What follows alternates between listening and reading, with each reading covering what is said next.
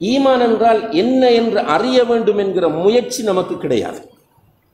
சுப்ஹானல்லாஹ், ஒரு 25-30 வருடங்களுக்கு முன்னால் ஒரு ஒழுங்கான பயான் கேட்பது என்பதே கஷ்டமாக இருந்தது. மிக கஷ்டப்பட்டும் ஒரு பயான் கேட்பதற்கு. அந்த காலத்தில் இருந்த பள்ளிவாசல் இமாம்களை நீங்கள் பார்த்தால் அவர்கள் லப்பைகளாக இருப்பார்கள். அதாவது ஒரு ஆலிமாக இருக்க மாட்டார். கொத்துமாவை எழுதிக்கு வந்து வாசிப்பார். இப்படித்தான் அந்த காலத்தில் நிலைமை இருந்தது. இன்றைக்கு அப்படி அல்ல. குர்ஆன் தர்ஜமா இருக்கிறது, ஹதீஸ் கிதாபுகள் தமிழிலே தரப்பட்டிருக்கின்றன, அவற்றை பற்றிய விளக்க உரை வகுப்புகள் நடந்து கொண்டிருக்கின்றன. ஆனால் நம்மில் பெரும்பாலானவர்களுக்கு ஈமான் என்றால் என்ன என்று அறிய வேண்டும் என்கிற ஆசை இல்லாமல் இருப்பது ஒரு வேதனையான விஷயமாகும். நம்மளுக்கு ஈமான் என்றால் என்ன என்று தெரிந்தால் ஈமானுடைய பெருமதி நமக்கு புரியும். அதே போல அன்புள்ள சகோதர சகோதரிகளை, நாம் வாழக்கூடிய சூழல் ஒரு பயங்கரமான சூழல்.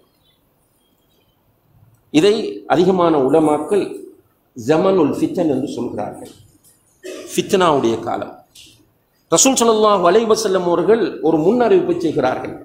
ஒரு காலம் வரும், அந்த காலத்தில் என்ன நடக்கும் என்று கேட்டால், யுஸ்பிஹு ரஜுலு முஃமினன் வ யும்சி காஃபிரா. ஒரு மனிதன் காலையில் எழுந்திருக்கும் போது முஃமினாக எழுந்திருப்பான். இரவைக்கு பயான் கேட்டு ஏதாவது படித்து ஃபேமிலியோடு உட்கார்ந்து மார்க்கத்தை பற்றி டிஸ்கஸ் பண்ணிட்டு அவன் தூங்க போகிறான்.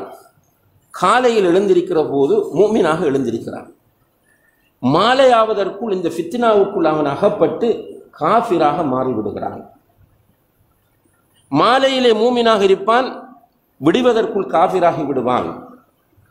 தன்னுடைய மார்க்கத்தை இந்த உலக லாபங்களுக்காக விற்று விடுவான். அப்படியான ஒரு காலம் வரும் என்று அல்லாஹ்வுடைய தூதர் ஸல்லல்லாஹு அலைஹி வஸல்லம் அவர்கள் முன்னறிவிப்பும் எச்சரிக்கையும் செய்தார்கள். அப்படியான ஒரு காலத்தில் தான் நாம் இப்போது வாழ்ந்து கொண்டிருக்கிறோம்.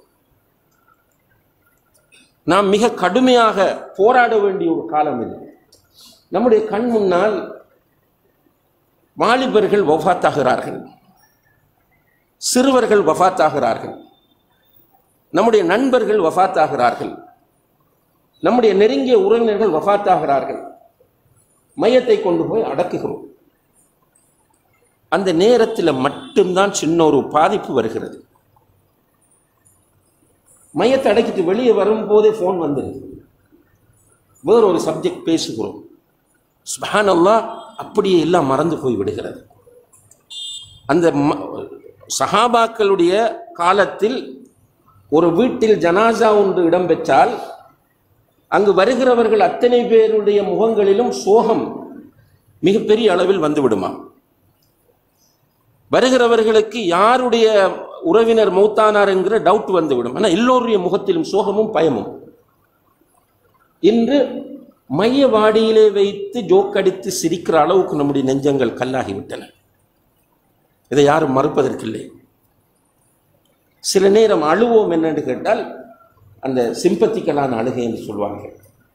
அந்த இடத்திலே இருக்கிற உறவினர்கள் அழுதால் நமக்கு அழுகை வருகிறது. ஆனால் சஹாபா பெருமக்கள் மையவாடிக்கு போனால் அழுவார்கள். ஏனென்றால் அவர்களுடைய ஃபீலிங்ஸ் எப்படி என்றால், இன்று மௌத்தானவராக நான் இருந்திருந்தால், இப்ப நம்ம அடக்கிவிட்டு வரக்கூடிய இந்த சகோதரருடைய இடத்தில் நான் இருந்திருந்தால் என்னுடைய நிலை என்ன? இதுக்கிடையில் அவர்கள் அல்ஹம்துலில்லாஹ் அந்த சஹாபாக்கள் ரலியல்லாஹு அன்ஹும் என்று அல்லாஹ் பொதுப்படையாக பாராட்டிய சஹாபாக்கள், அல்லாஹ் அவர்களை பொருந்தி கொண்டு விட்டான் என்று. நமக்கு அப்படி சர்டிபிகேட் கிடையாது. அவர்கள் அல்லாஹோடு நெருக்கமான உறவோடு இருந்த சஹாபாக்கள், நன்மையான விஷயங்களில் ஆளுக்கால் போட்டி போட்டுக் கொண்டிருந்த சஹாபாக்கள், பாவங்களை கண்டு பயந்து ஓடிய சஹாபாக்கள். அவர்கள் கபர்களை கண்டால் தேம்பி தேம்பி அழுது கொண்டிருந்தார்கள். நம்முடைய நிலைமை என்னவென்று கேட்டால், இன்னா லில்லாஹி வ இன்னா இலைஹி ராஜிஊன். உள்ள அனைத்து கெட்ட பண்புகளும் நம்மிடம் இருக்கிறது. அல்லாஹ் பாதுகாக்க வேண்டும். தொழுகையில் பேணுதல் கிடையாது.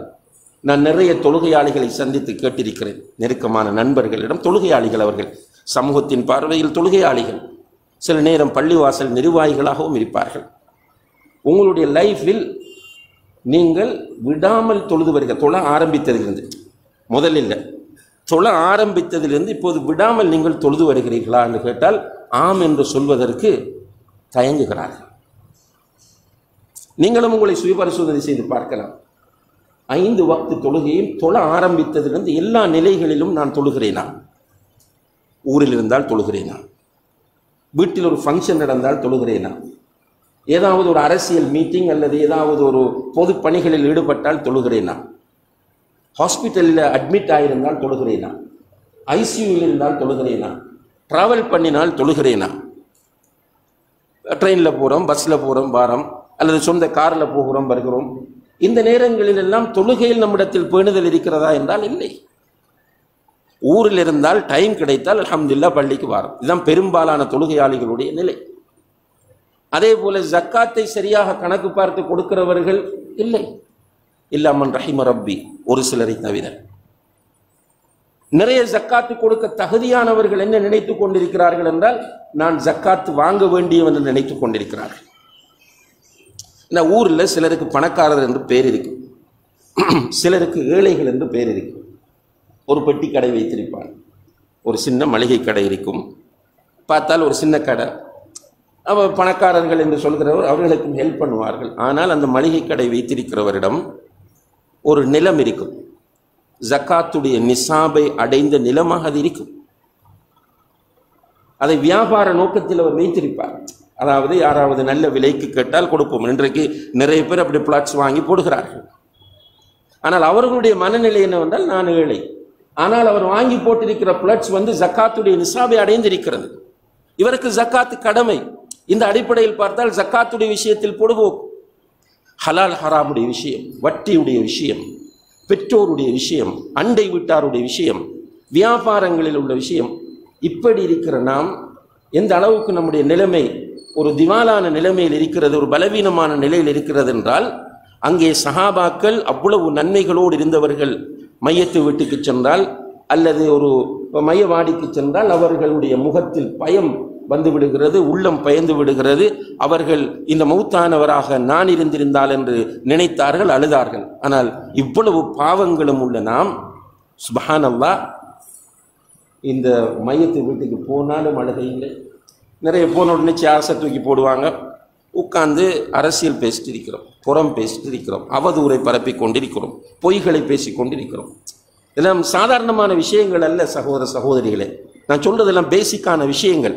இதுவும் கூட சாதாரணமாக நம்முடைய உள்ளங்களுக்கு மாறிவிட்டது.